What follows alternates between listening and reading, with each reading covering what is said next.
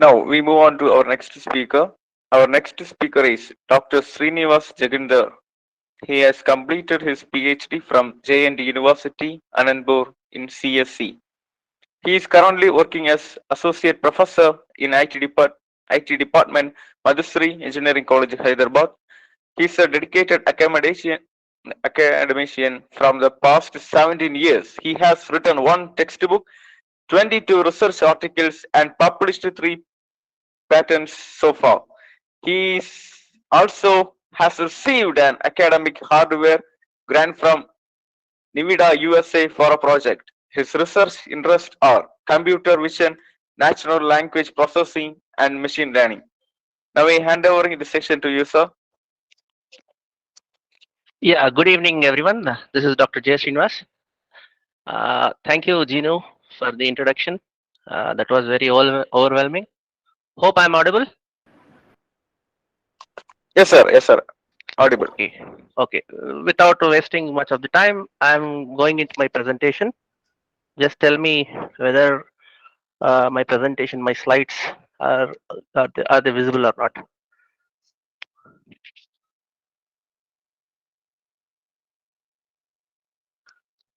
Yes, sir. Visible. They are visible. Yes, sir.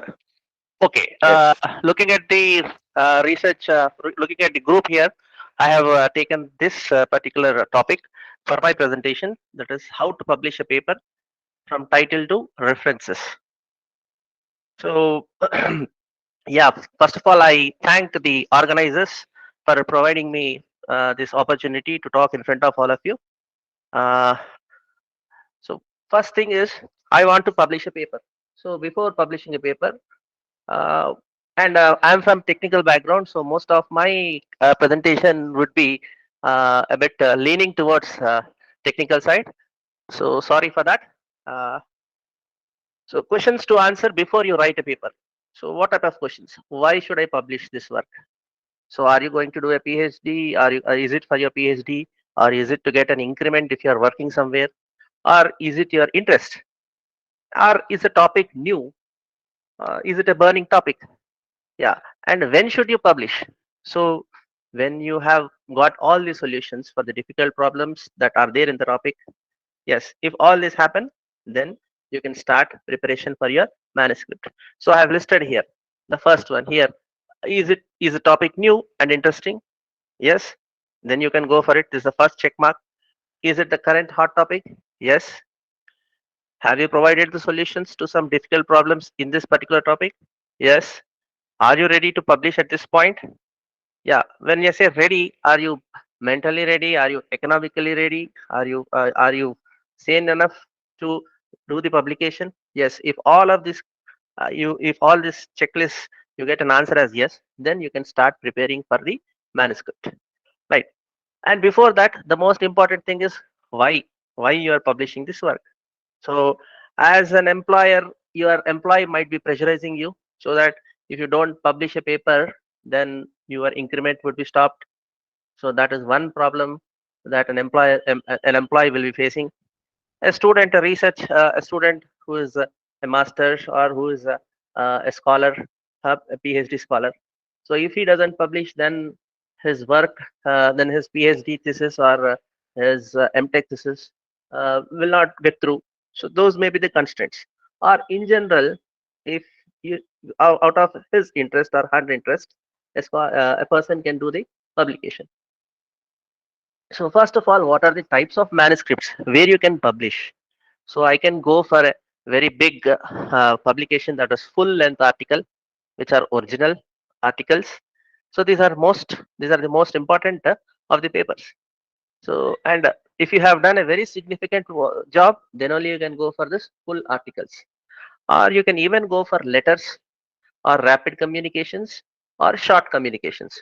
So these type of publications, whenever you have to meet a deadline, your requirement is only to publish a paper so that you are going to please your guide or your employer. So in that case, you can go for these letters. Review papers. So when you are at the start of your PhD or your MTech, you want to know about the problem. You want to find out whether what is the current what are the flaws in the topic. So in that case, so as you have done some work as a literature, you have gone through some literature, so you can go for this review papers. So what happens with review papers? You go through a lot of papers that are already present in the field, and what have they done, and what the already existing papers have done, and what they have not done. You are going to highlight them. Okay, and here you don't need to introduce something new. No need to introduce new information here. So you, after you have selected, either you are going for full article or letter or review paper, what are you going to do? You are going to evaluate, self evaluation. So whether my work is up to the mark or not, whether it is, whether I can publish it on in the targeted journal or not. That is what you are going to do. Once you are satisfied, then the next step that you are going to take is you go either to your supervisor or your colleague. The colleague can be your friend, your co-scholar, or your co-author. So that they will some things you won't be seeing, which they can clearly see. So that is what to just remind you of some shortcomings in the paper. So you go for your supervisor or your colleagues. So what type of manuscripts you can go through? One is the full article or the letter or review papers. Then the most important thing is identify the right audience for your paper. So who are going to read? Whether my paper is going to be read by scholars or undergraduate students or graduate students, or is it for general public or a business group? Uh, is it going to be is my paper going to be read globally or just locally? And which type of people, whether it is going to be an MBA group, whether it is going to be it will be a literature group, or is it common for everyone? So all this you have to identify before starting your paper. Identify the audience, verify their interest in the topic, and determine the range of interest, whether it is local or international. Then what type of journal are you going to set? So you have to select the best journal for your submission. So as madam already have said in her extensive presentation, that there are many journals. Okay, so how to identify the journal? You have to look at your references. So what type of references you have taken for writing your paper? So that will help you narrow down your choices. So then you go for these metrics. That is the journal peer reviewed? Who is the journal's audience? What is the average time to print? Yes, you cannot if you are in a if you are a master's student, or if you are a PhD. So if a journal is taking 2 years or a very long period to print, then choosing the journal should be not your first choice. And what is the impact factor of the journal? So any journal that you open on the website, you are having impact factors. So depending upon the field, whether it is engineering or medical or literature or management or medicine, so every journal has impact factor. So you can find out the impact factor depending upon your field, and you can choose the journal. And suppose that you have selected, you have narrowed down. What is the first step that you have to do is, what are the recent publication in each of the journals? So which area they are going for? And one more thing is, suppose that as I come from a technical background, so I'll talk this computer thing. There is an area called data mining, and there is an area called image processing. So you have to, if your area is image processing, you have to see that your paper will be published in journals related to image processing. That is your first choice. If suppose there is no journal that is publishing that is related to image processing, then you will go for computer science engineering. So the journal that is related to computer science engineering. It is not good that if you have an image processing article, and if you put it in a management journal, then that does not make sense. So that is very, very important for you while selecting the journal. So even though, so if you feel that okay, there is a management journal that is taking only 1 month or 2 months to print, and you are related to a mathematics background or literature background, so it does not make sense to publish your paper in that particular journal, right? And very important thing which I observe is people, they submit their work to multiple journals. So this is not a good practice. You have to select only one journal, and you have to send you have to send your manuscript to that one journal only, right? So, and what is the view of an international editor? So whenever we publish papers, so this is from Paul Haddad. He is the editor. He is the editor of Journal of Chromatology. So what problems do they face regularly? So generally, you submit papers which are clearly out of scope. So there is always the scope of the journal. So you have to, your paper must match, must be in line with the scope of the journal. Then the authors do not format the paper according to the journal. So it takes time. If you if you are without following the guidelines of the journal, if you send if you send the paper, even though yours is a very good work, uh, then the editor is going to reject it, on the basis of on this basis, that is, you are not following the guidelines, formatting guidelines. Then you have not suggested any reviewers.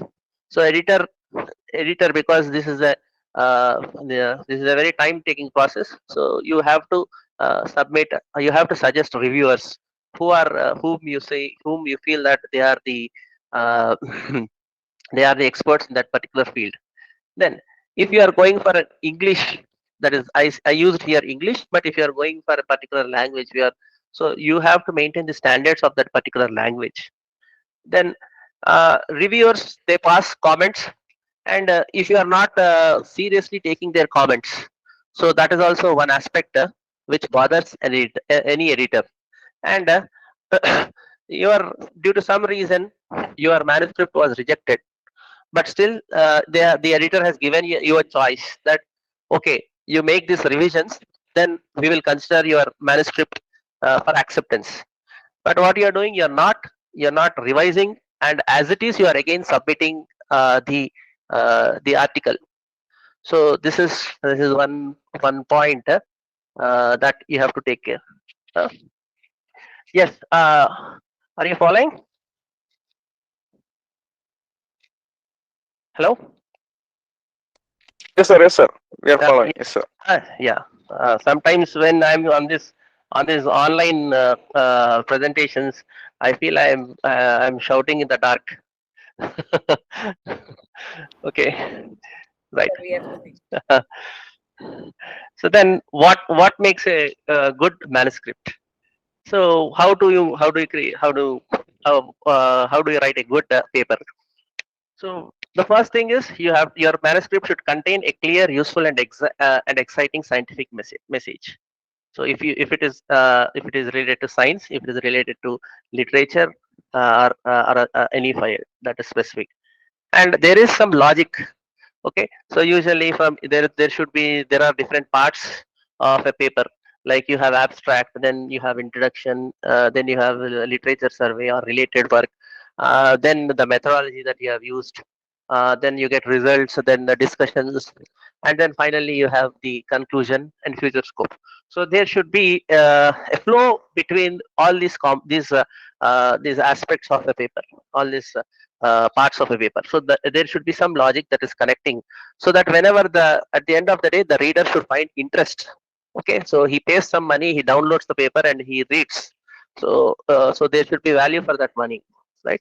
Then your paper must be formatted in such a way that it is showcasing the material. So when I say formatted, so you have some diagrams which are not up to the scale, which are blurred, or you have some tables, and the text inside the tables is not visible. So that should not be done. Okay, then it is written in a style that transmits the message clearly. So you should not always beat around the bush. So whatever you're writing, it should be clear and crisp, right? So all these aspects, I feel that they make a good manuscript. Okay, you can add one or two points to this, but according to me, these things make a good manuscript. And When you are writing a paper, what you do? You write. You use words, right? So what type of words you have to use? So you're not. This is not a creative writing class. So don't use very uh, uh, what you say. Use general words. Okay, don't use words which are adventurous. Okay, then the journal space is precious. So 8 pages, 10 pages, 12 pages. So see that you are using a minimum of the pages. So that is why a journal will charge you for minimum of 8 pages. This it is free, but if you go beyond 8 pages, then you have to pay some price. So that's the reason. The space is precious. Journal space is precious, and be concise. So don't expand unnecessary and don't use unnecessary words. And this thing is very important. So if you can clarify something in n words, just complete it in n words. Don't go for another word, another extra word, that is n plus 1. And this whole thing I am talking now, so it sounds very simple, but it is very difficult to implement. So that's why you have to go through the exercise again and again. So more difficult than you imagine. So all this is simple in four points I've said, but it is very difficult to implement this when you're writing a paper. Then I'm continuing again with the good manuscript. What makes a good manuscript? So it's all about the reader. So when I say reader group, even the reviewers come into that, and even the editors come into that. So your readers may not be as educated as you are in the field, but editors and the reviewers, they are better, they are more educated than you. So think of them while writing a manuscript. And it is a fact, writing a good manuscript is not easy, but you have to do the hard work. So what is to be done? So you have to cherish your work. That is, you have to again and again read, and you have to come down to a point. Okay, so that no revision can be done after that. So you have to take care of what you are writing. Then there is no secret recipe for success. So you have to, the only thing is you have to follow the rules of the general. You have to be dedicated and hard work. There is no secret for that. There is no shortcut for that. And you should also respect the time of the editors and reviewers. They all are busy scientists. So you should not make them work again and again. So once they pass some comment, see that you are responding to that comment appropriately. So one time they can give a chance, but again and again, if you are eating up their time, so definitely that is not correct. And finally, how you are presenting your paper, that is very important. That is presentation through your words, through your sections in the paper. That is very important. Presentation of your problem is very important. Then coming to the journal structure, the general structure of a full article. So usually you all know that. So you have a title, you write about the authors, then you give about the abstract, then you have the keywords, then this is the main text, which is nothing but introduction, methods, results, and discussion. So these are the components, these are the side headings, or these are the modules that you have to keep in your article. Okay, here and there one or two things can change, but uh, uh, but in common, generally these are the side headings that any article will have. So coming to the first, that is title. So how to start? Yeah, this is important. How to start? So usually you should not decide the title, you should not decide the abstract or keywords. The first thing which I feel is write backwards. Write backwards. So first of all, if you do the experiment, okay, that is, you get the figures and tables, then you go through an array of methods, then you get some results, then you can write the discussion about the results, then whatever you have achieved, you can keep that in as a conclusion. And already that problem, so just give an introduction to that problem, right? When everything is done, so in an abstract way, whatever you have done here in this 1 2 3, that you can present as an abstract. Once these whole things, once these all are covered, then you can design the title by looking at what you have achieved, what type of method you have used, what is the problem that you have taken up. So it should be, the title should be nearer to that. And every section here has a definite purpose. So every section here, it has a purpose. So don't so give importance to all the sections mentioned there.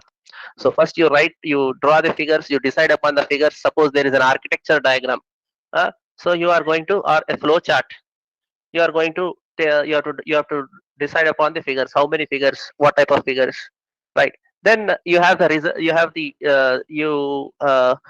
results will you have the results, and you can draw some tables out of those results, or you are doing some comparisons. So all of that in a tabular form you can represent. Then what type of methods? So for solving a problem, there can be some n number of methods. So which type of methods you have chosen, which you are selecting some methods, 3 or 4 methods. So you can describe about those methods. So you have followed a method A, followed method B, followed method C. So then each method will give you some results. So you can postulate those results, and you can do some comparisons. So that is what you do in this discussion form, in this discussion section. So I have used this method, this, and I got this result. I have used this method in this particular in this particular environment. So when compared to this method is giving me good result. So that all you can write in discussion, right? Then in conclusions, what you can do, you can crisply you can write what have you used and what have you achieved, and in future what are you going to do. Hmm? So once this all is done, you know the problem. So you can go through the literature survey. So you can introduce your problem. So that is the last step you can do. Once all of this is done, so you can say, okay, this is, you can, in an abstract way, all of this can be written. Then how do you develop your title? So looking at the title itself, people will select whether they have to read the manuscript or not. So it should be in general terms. It should not be technical jargons or abbreviations, so that normal folk cannot understand it, right?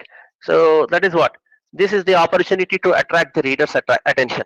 So depending upon your title only, the the authors may cite your article, or people may read your article.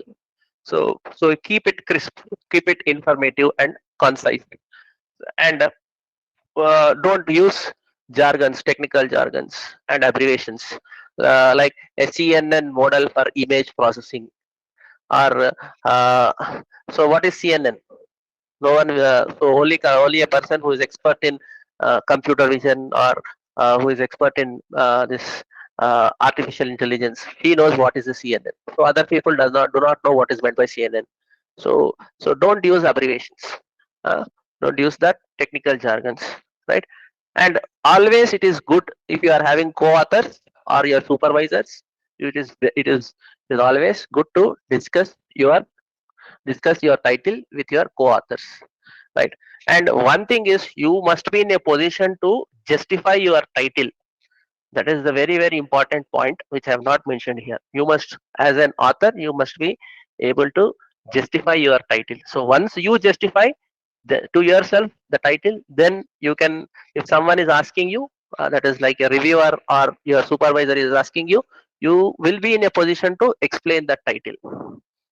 For example, I take a title, like I write a paper with this following title: uh, a method for processing images using artificial intelligence. A novel method for for processing images using deep learning. So this is what is the title I have chosen. So now I have to justify. I said a novel method. Why is the method novel? That is the question. First question I have to answer myself. So has no one used this? Is it the only new technique which you have developed? Are there no other methods that are going to process images? And I have said I'm using deep learning. So why are you using deep learning? Is there no other field in computer science with which you can do the image processing. So all this you have to justify, right? So this is the first thing, that is developing your title. Then abstract. So abstract, it should stand alone. It should be, it is like the advertisement, right? It is like the billboard.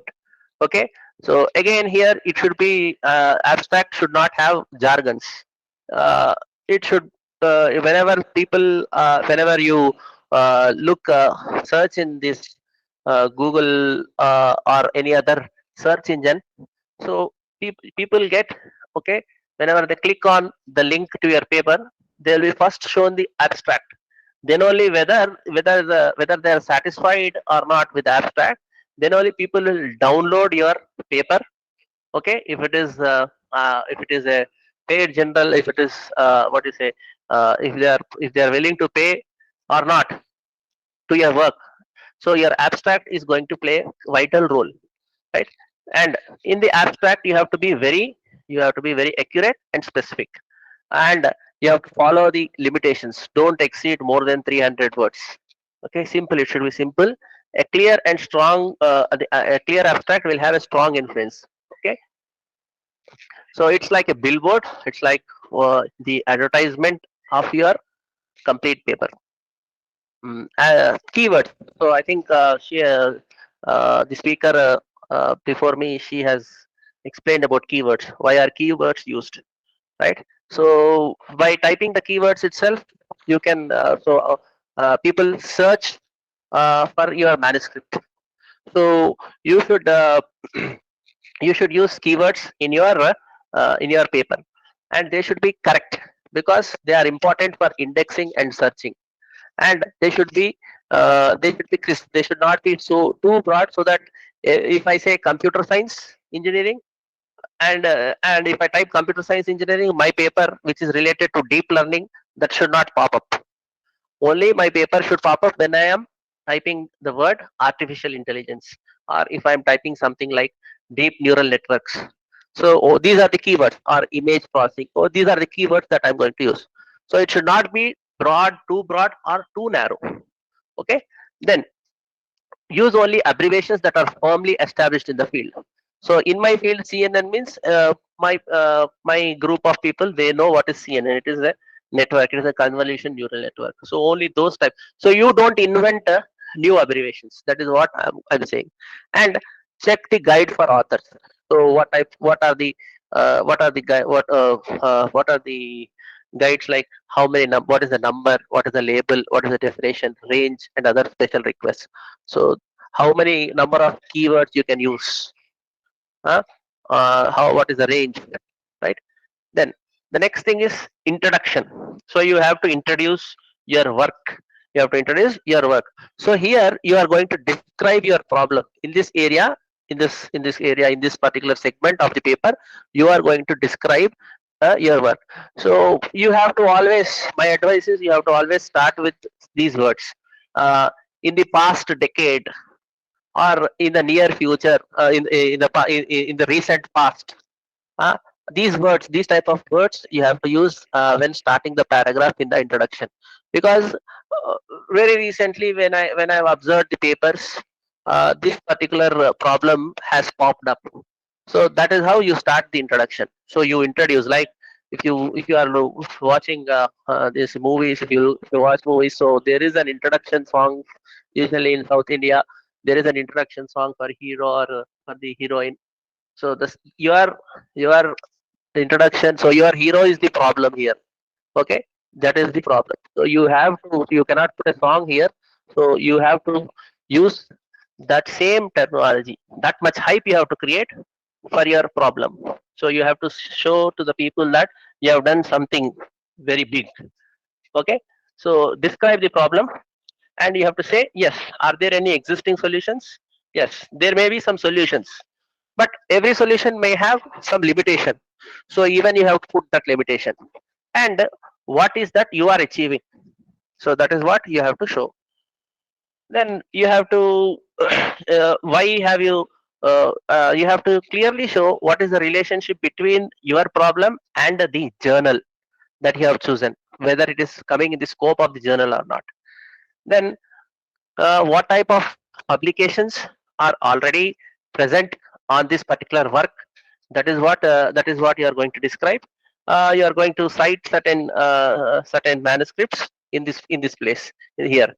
And one thing people do is they put in the reference sections, they keep some references, but when as a reviewer, when I go and check that particular paper, nothing will be written there about this, about the word or about the sentence that you have used.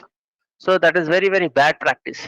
So you write something, you write a sentence and you put a citation, okay, number 7.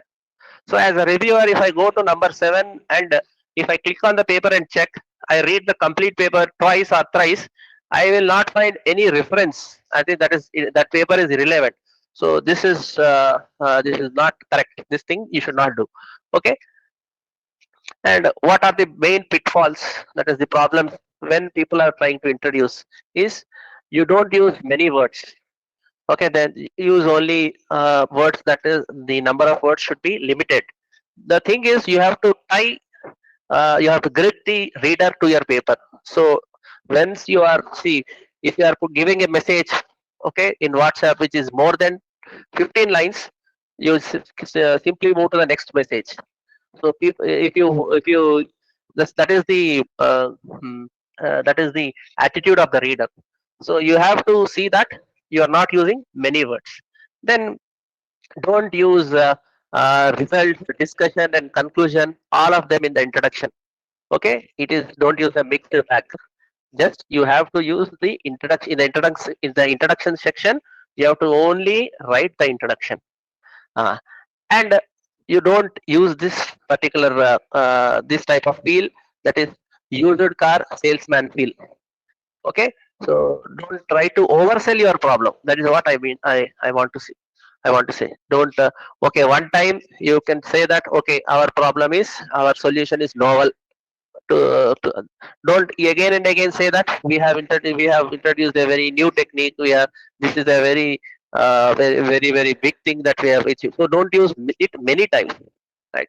Then don't use say the same thing. Novel, first time, first ever, paradigm changing. So once people read these words in your abstract or in your title or in your introduction, the first question they'll ask is justify the novelty of your work, or how is it first time.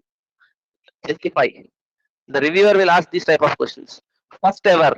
So how can you prove that it is first ever? Have you gone through all the literature? So in you, suppose there are some thousands of papers in your area. You might have read only 100 papers. So you are saying based upon those 100 papers, you are saying that this is the first ever this is the first time ever this problem has we have the solution for the problem has been achieved. But you did not search in the 900 papers remaining. So how can you say that it is the first time? So very these are very scary words. So you have to use them very sparingly. These type of words: novel, first time, first ever, paradigm changing. How is it? How is it? How is it? How is it a paradigm changing? Explain me. These are the questions definitely the reviewer will ask you. Okay, right? So keep this in mind. Then the methods. That is the second. The third. That is the second section. That is the methods. So what type of methods? So whenever, see, your method section should be in such a way that suppose that you are writing a paper and I am reading a paper. So whatever data you are giving in the paper, with that I should be able to reproduce the experiment on my own. So usually quality journals, what they do is whenever they are reviewing your paper, they reproduce your experiments, whether you have whether the results that you have portrayed, whether they are correct or not, whether they are fair or you have done some modification, they are altered. This will be checked. Okay, so only then that will be accepted for publication. It's not like you are publishing the result and the reviewer is accepting. It's not like that. If you go for standard journals, definitely your experiments will be reproduced, and whatever results that you have displayed, are they achieving the same results or not? Okay, some difference it will be there, but a major change, definitely that will be questioned. So that is the first thing. When you are using the methods, details, details should be given in such a way that the knowledgeable reader, he should be able to reproduce the experiment. Then use supplementary materials, definitely there will be there. So use these supplementary materials. So for previously published procedures, do not repeat the details of established methods because already they are there. The reviewer will know it, already they are there. So you don't need to again write that in your paper. And just what is required is, okay, I have used this technique which is already established with reference. So in this paper, from this paper, I have taken this method. That's it. That's enough. Don't need to again write about that particular method. And here, reviewers definitely will criticize incomplete or incorrect descriptions, and even they may reject your paper just because this particular they were unable to reproduce the experiment because you did not provide the details. So therefore, they can reject your paper. And what happens is, if you go for a standard journal, they will the review process will be very lengthy. After 1 year or 1.5 year, your paper will be rejected. So that will be a very pity situation for a scholar because he has to complete his PhD. So so think well while giving the details while using in this method section. Okay. Then results. Only the representative results should be presented. Don't go for extra things, right? Only for this, whatever results are required for discussion, that is enough. And show data in supplementary materials only. Whatever data is of secondary importance, that you include in the supplementary materials. And do not hide the data. Okay, you whatever you have, you give it to the reviewer. Okay, because if you hide the data, because there will be a very least amount of communication between you and the reviewer. So what he will feel is, your whatever claims you have made, those all are fake. Okay. And use subheadings to keep the results of same type together, so that what will happen, whenever the reviewer is reading those results, it will be easy for him. Okay. And most of all important is, tell a clear and easy to understand story. So don't make it a complex thing there. Then appearance counts. So usually after results, what you do is you portray some plots, that is some graphs. Okay, so use the graphs in a very potential manner, so that they are going to attract the reviewer or the audience, right? So and see that they are visible on the paper. So if it is an e-journal, see that the scale is up to the mark. When it is a printed journal, see that mostly what happens is, after printing, we will be unable to read the data that is present in the figures, the text that is present in the figures, the text that is present in the graphs. So see that the label size, appropriate axis label size, all that you have to, and don't crowd the plot. So what we see is 6 or 7 graphs in one box, with a very mini with a very small size. People crowd it. Don't do that.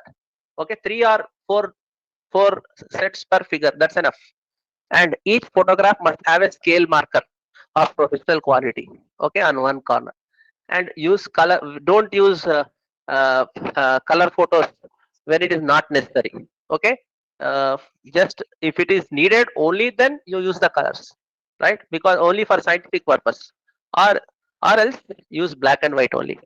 And don't enhance for visualization. Don't selectively enhance. So one part of the figure you crop or you magnify, another part you keep it like that. Don't do like that. And don't indulge in boring tables, long and boring tables. Keep the data in the table very simple and small. And discussion. So in the discussion section, what you do is, you tell the importance of your results. So this is going to sell your data. Here you can get the chance to sell your data. This is the most important section in your article. Okay, so here you are going to try to convince the reader that your work is a genuine work. Okay, so make the discussion corresponding to the result. Don't talk about some other people's results. Okay, in that paper the results were like that. In this paper the results were like that. Don't do that. Just talk about your own results, whatever field you are from. Okay, you need to compare the published results with yours only. That's what you need to compare the published results with yours. So don't compare it. Huh? So if suppose, what I mean to say is, if suppose there is a, in the literature survey there is a paper that is using the same method, and they have got a set of results, and you are also following the same approach and you are getting set of results. Both of them are different. So now you want to compare it. Before comparing, you have to again do the experiment that was done in the previous paper. Okay, don't copy those results as it is and don't make comparison. Okay, so even though it is some other's work, you have to reproduce that work, and you should say that when I reproduce that work, these were the results that I have achieved. My technique is better than the previous technique. That is what you are going to say. Huh? Then more pitfalls that you have to be aware about. So statements that go beyond what the results can support. This is what you have to be far from. Okay, quantitative descriptions you have to always use. Don't use for higher temperature at a lower rate. So these type of unspecified expressions, be away from them. Quantitative descriptions, and always use the metrics that are standard in your field. Okay, don't invent your own metrics, right? So what are the metrics, what are the performance metrics of whatever the metrics that are there in your field, those only you go for. Don't go for new terms or ideas. Then check the organization, number and quality of illustrations, the logic and justifications. This you do, how your paper is organized, how many illustrations are you making, and what is the quality of the illustration that you are going, and how you are justifying that. Revision of results and discussions is not just a paperwork. So you may, so that's what I said. Don't bring some other people's work into your work and do the comparison. So you may need to do further experiments, derivations, or simulations. Right. Sometimes you cannot clarify your idea in words because some critical items have not been studied substantially. So you have to agree with this. So sometimes just words will not be able to explain your experiments. So you put that sentence. So something more is required in that particular article. You keep that, right? Then, whenever you are writing a paper, okay, if it is a scientific paper, then what type of tenses you are going to follow? So you are going to use present tense for known facts and hypothesis. The average accuracy of the model is 85%. So this is a known fact, okay, of some model. Okay, so it is 85. So I'm using present tense. Past tense. So already there were some experiments that were created. So there you have to write all the experiments were done on distributed computing environment. In which environment were these experiments conducted? So I'm talking about the experiments that were already completed. Okay, and even past tense you can use when you describe the results of an experiment. 90% accuracy was achieved by our model in our experimental setup.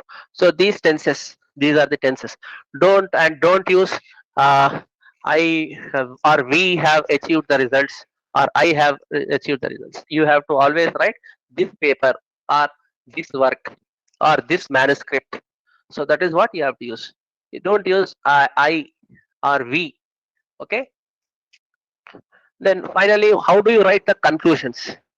So the conclusions, what do they generally tell is how the work advance that you have done, the advances the fields from the present state of the knowledge. So presently, suppose the state of the knowledge is X. So whether you have achieved X plus 1 or you have achieved X minus 1, that also you have to write, because you have done some experiment but you have failed. Okay, no problem if you have failed also, but you have done some work, right? So whether you have done something incremental or it is decreasing, that also you have to keep. And without clear conclusions, what will happen? The reviewers and readers will find it difficult to judge the work, and whether or not it merits publication, whether it should be selected for publication in the journal or not, conclusion is the deciding factor. And I see sometimes, you see, the abstract is as it is pasted and written. They'll do some paraphrasing of the abstract and they'll say it is conclusion. No, it is not that way. Okay, it should be different from the abstract. And trivial statements of your results are unacceptable. Trivial means, see, people will write, we have achieved 95% accuracy, 94% accuracy, and our results will as it is be copied. So that is also not accepted. And future applications of your work, future extensions of your work, that also have to be put in the conclusion part. Okay, and you should also suggest future experiments or point to those. So if you are willing to do any already that is under preparation, so that also you can put here in conclusion part. Then this is optional part, that is acknowledgement. But usually these people you have to acknowledge, the advisors or your PhD supervisors, financial supporters, if some organization or some company is providing you some assistance with finance, proofreaders, okay, your colleagues, they might have helped you in going through the grammar or grammar mistake or some technical this, or sometimes you will be requiring people from other areas. If you're going for hybrid fields, so suppose I want to use computer science application in biology, but I don't know biology, so I'm taking the help of a biologist. So I'll be acknowledging those people here. Then whoever has given you the materials to conduct the experiment, so these type of people, the typists, so these type of people you are going to acknowledge in the acknowledgements. Then this is the very, very important part, that is references. So what usually you see, I find it a headache. Okay, what I say API style, people will give it in Chicago style. I say some other style, people will give you it in some other format. So don't do that. So many mistakes. And one reference will be in one particular style. Second reference will be in another style. Third reference will be in another style. So this is very, very annoying for any reviewer or for any editor. So go through the guidelines of the journal, and what you do is you follow those references according to. And if you are unable to do it, there are many citation tools available. You have things like Zotero. You have Google Scholar is also there for doing the citation. You have you have many citation tools. Okay, so you automatically they will do the citation. You don't need they will arrange the style. Okay, and I also see that you are sometimes if we fix the paper length to 8 pages, 4 pages will be the article, that is technical, and 4 pages will be references. 4 pages of references. So that is not correct. Okay, do not inflate the manuscript with too many references. Keep, okay, you keep 40 references, 50 references. Don't go for a thesis itself. You require minimum 120. That is what 100 or 120. For a paper, normal paper, 50 or 40, not more than that. And people also do self citations. Not correct. Avoid excessive. Okay, 1 or 2 you can do, but don't use self citations. And what they do is, suppose I am from a college. I'm an employee of a college X, from the same region. So all my colleagues' paper, even though they are related or not related, what I do, I cite. Just because he is my friend, I cite that particular paper, even though that paper is related to my field or not, my paper or not. What I do, I cite. Just because I want to increase his score, citation score, I write a word, a line, and I give the reference. So that is not correct. These all are wrong things. Okay. Then this is optional again. Cover letter. So if some journals ask for the cover letter, if you want to give a cover letter, you give it, or you don't. It's just a letter where you can speak to the editor directly. And finally, some journals they ask for potential reviewers. So don't give your PhD guide or your advisor or your master supervisor. Okay, suggest some people who do not belong to your area, your region, or at least your state. So give suggest people as reviewers who are away from your area. Okay, usually they ask, because you see, this is these days reviewing job, finding out reviewers, it is a very very big challenge, because all of these will be done voluntarily. So finding the right, and you see areas are new areas are popping up, and we don't find experts in that particular area. So the journal editors, what they ask is, they ask to suggest some reviewers. So choose the reviewers, okay, those who can help you. Hmm. And with this, and I have taken text from this particular presentation. That is how to get your article published from title, from submission to revision. You all can go through this. Okay, most of my presentation is an extract of this particular presentation, and this is a paper which also I have followed to create my presentation. So these are the two references. So you can go through this, students. These two references I found helpful. So even you also can use them. So with this, I end my presentation. Uh,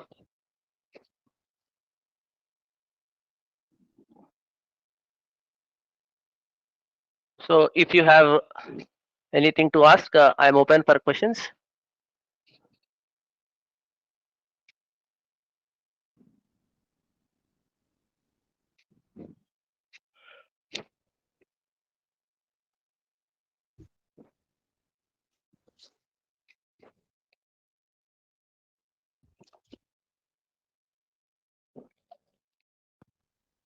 Doc, good afternoon.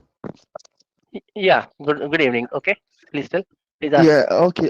So it's good afternoon from Ghana and good evening Yeah. Yeah. in Yeah. India I and understand. I in understand. Malaysia. Yes. Yeah, my name is Ibrahim Haruna. Okay. I'm a medical practitioner from Ghana. Okay. Thank you for your elaborative presentation. It's very, very elaborative, very detailed, well explained, and well understood. My question is in reference to the references that you gave. Yeah. You made mention of self-citation, yes, and then you said we should avoid it as much as possible. Yes. Huh. I wanted to find out from you, what is the minimum reference when presenting your manuscript to a journal? The minimum. 12, 10 to 12. That's enough. If they are quality papers, that is, if they are from top standard papers, it is enough. 10 to 12 is enough. 10 to 12. That's enough. It will do. Okay. The reason why I'm asking the question is that you made mention of 40 to 50 references. So Yeah. In general, that is in general. That's the maximum I said. that is the maximum is 50. 40 That's to 40 50 to in a 50. paper. 40 Okay. 40 to 50. Yeah, and Okay. Uh, yeah, and the minimum is 10 to 12. yes, 12 will do. 10 to Okay. 12 will do. Don't go less than 10. 10 to 12. Okay. Okay. All right. Huh. Thank you. Thank you very much. Okay. All right. I'm privileged to answer your question.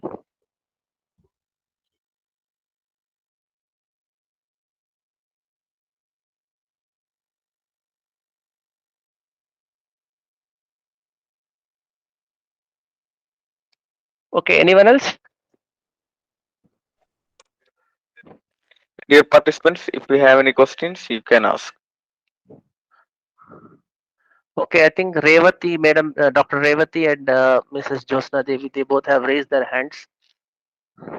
Good evening. I'm Yeah. Good evening. Josna, India from Chennai. Yes, ma'am. It's a nice presentation and very good explanation about how to approach the journal for the publication. And I have, generally everybody has could you please explain about the authorships, sir? Authorships while you are giving the affiliations. Can we use two affiliations, which means I'm a research scholar from other university and I'm working as an assistant professor? Can I use the two affiliations for the... It is made mandatory now to make affiliations, two affiliations. But because, okay, if you are using, if you are working, Yes, sir. then what is happening is, you see this NBA, NAC, and all these have come, right? So you have points. Your paper, your work has a value to the organization. So that value, even the university where you are doing the PhD, they want to claim, and even the place where you are working as an employee, they want to claim. So there is no governing body which is restricting us to use the number of affiliations. So people are doing it, and it is allowed. Okay. It is Okay. allowed. So it is now, if you don't use your employer's affiliation, then and you are working somewhere, then you may lose some points in the API. Oh, is it? So you cannot claim that as work done by you. So because that paper is of no value for them. Okay. Actually, the problem, sir, where I've done my PhD, it was the fellowship offered by the research organization.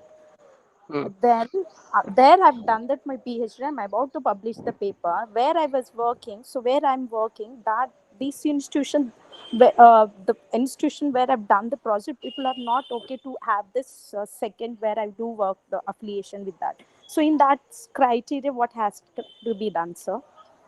Now it is case to case basis, ma'am. You have to convince both of them. And see, if I am not using their affiliation, then I'm losing this aspect. And if I'm not using that affiliation, then I'm going to lose this aspect. So usually there are no hard bound rules for this. So you have to talk with both of them, your principal and your R&D director or dean, whoever it is, and you can try to convince them. Okay, sir, got it. Thank you. Yes, sir. And I've seen people doing using both the affiliations, and they have also completed their PhD. Okay, sir. Okay, thank you. And one more thing, sir, what will be the criteria if it is going to be primary author, corresponding author, secondary author? So how the value has to be given for the authorship, sir? That could you please tell it in a nutshell? So according to the governing body, whatever it is, AICT or some NB or NAC, what they do is the first author gets 60% of the share points. Suppose it is 15%, then he or she can claim 60%, and the rest of the authors, they share 40%, provided the rest of the authors are not guides or supervisors.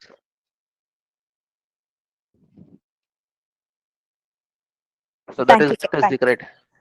If the second author is your guide, then you have to share that 70% or 60% between you and your guide. I couldn't get you, sir. Could you please repeat? So the general rule is you can claim 60% or 70% of your, depending upon the region, you can claim 60 or 70% of the total marks that are allotted for your, and rest of the authors, they will share 30% among themselves. Okay. Now, if the second author is an exception to that, so if the second author happens to be your guide, then whatever 70% or 60% is there, in that you both share, you and your guide will share it equally. Okay, sir. Got it. Thank you. Thank you so much, sir.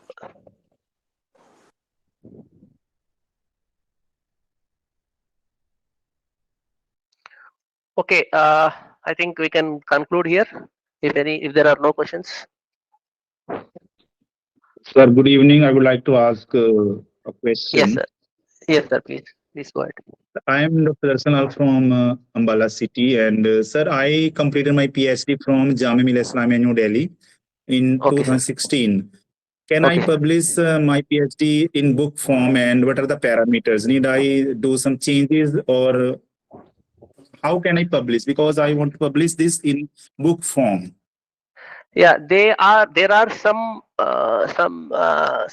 publishers like one example is Lab Lambert. Okay, Lab Lambert, if you can note down. So as it is, you are without Sir, please repeat again. Lampart, LAMBART, LAP LAMBART, LAMB BART.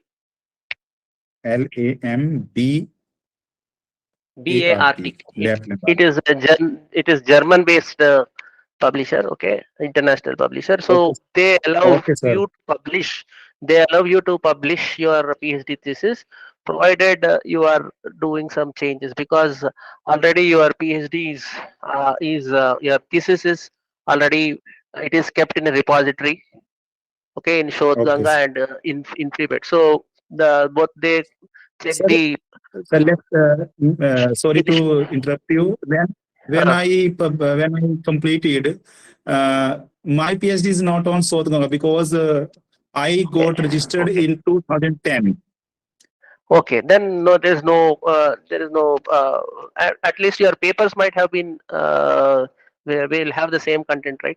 That you have published Okay. the papers. So there should not be that problem. You in your book and in the papers that you have published.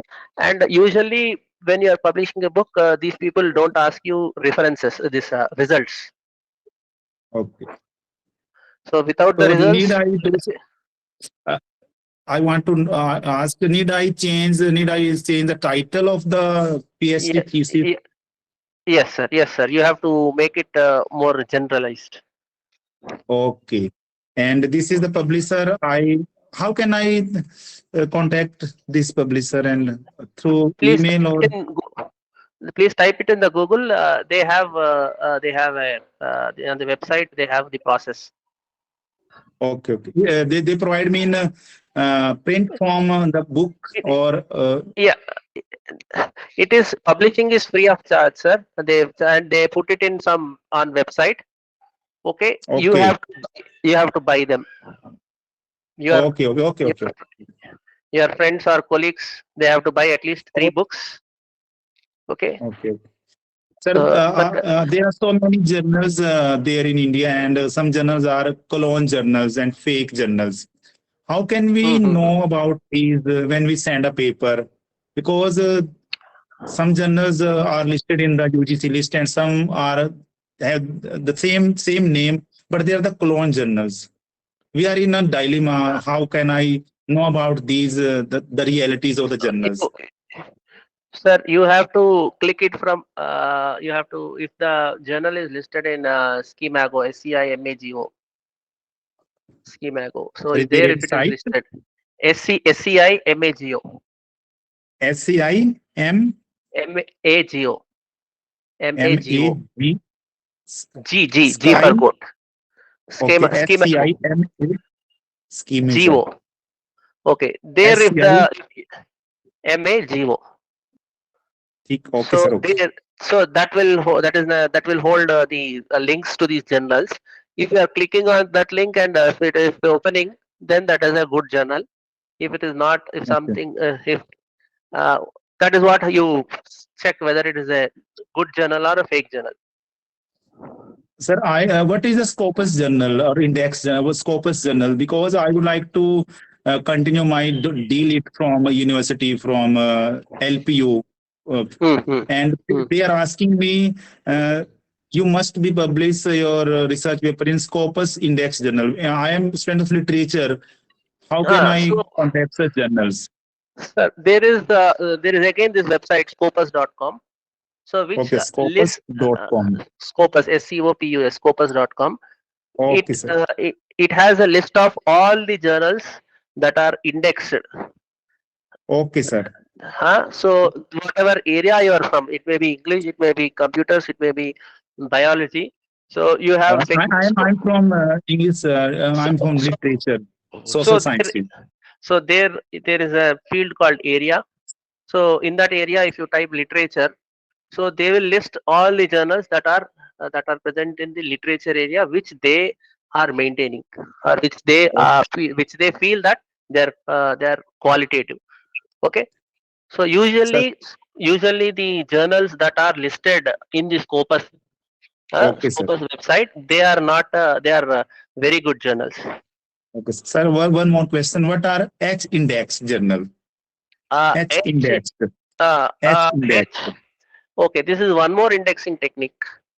Okay, depending upon the popularity, how many people are citing your work, your journal, the H index increases. How can we know about these journals? From where? Is there any site? H index generally in Google Scholar you get H index. Google Scholar, Scholar. SCHOLAR. So We if just you type have on Google and we find Google Scholars. Google Scholar, if you have a Google ID, Gmail ID, you will have Oh, automatically you will have a Google Scholar ID. So there you can see okay. the H index. Okay, sir. Okay, sir. Thank you. Sir, thank you so much for giving me such a broad information about the journals. I'm very Uh, fortunate uh, to interact with you. Thank you so it much. was, Thank you very much. the pleasure is mine, sir. Thank you, sir. Thank you. Right.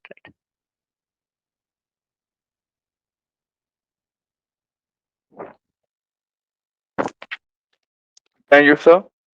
Yes, sir. Yes, Thank sir. you. Yes, sir. Thank you for your very informative talk. Yes, sir. Anything else, sir? Or else will I'll stop now. Yes, sir. Today we are going to stop today's conference. Okay.